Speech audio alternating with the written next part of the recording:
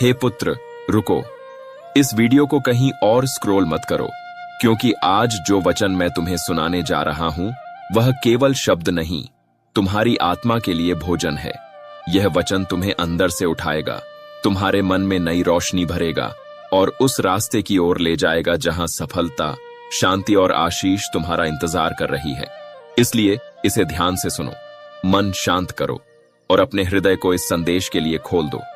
पहला वचन भजन संहिता 25:6-7 में लिखा है, हे यहोवा, अपनी दया और करुणा के कामों को स्मरण कर, क्योंकि वे अनंत काल से होती आई हैं। हे यहोवा, अपनी भलाई के कारण मेरी जवानी के पापों और मेरे अपराधों को स्मरण न कर, अपनी करुणा ही के अनुसार तू मुझे स्मरण कर। यह वचन हमें याद दिलाता है कि हम चाहे कितनी भी गलतियां कर चुके हों, चाहे कितनी बार गिर चुके हों, हमारा परमेश्वर दया से भरपूर है।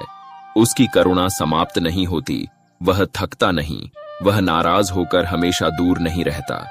जब हम उसके पास आते हैं, नम्र होकर पुकारते हैं, तब वह हमें अस्वीकार नहीं करता बल्कि गले लगाता है। जैसे पिता भटके हुए बच्चे को वापस आने पर अपनाता है, वैसे ही वह तुम्हें पुनः उठाना चाहता है।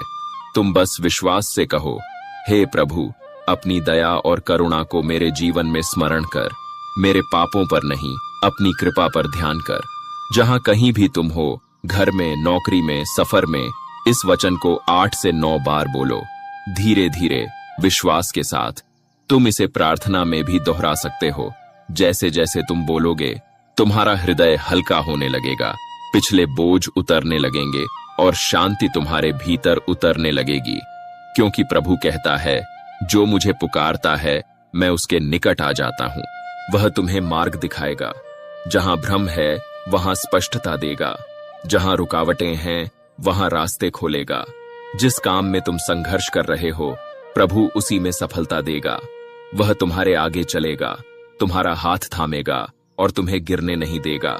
बस एक चीज याद रखना, वचन को केवल सुनो नहीं, अपनी आत्मा में उतारो, उसे अपनाओ, उस पर विश्वास करो, और जैसे यह वचन तुम्हारे जीवन में कार्य करेगा, तुम अनुभव करोगे दुख की जगह शांति, डर की जगह विश्वास और कमी की जगह भरपूरता। यदि यह संदेश तुम्हारे दिल से बोला है तो कहो आमीन।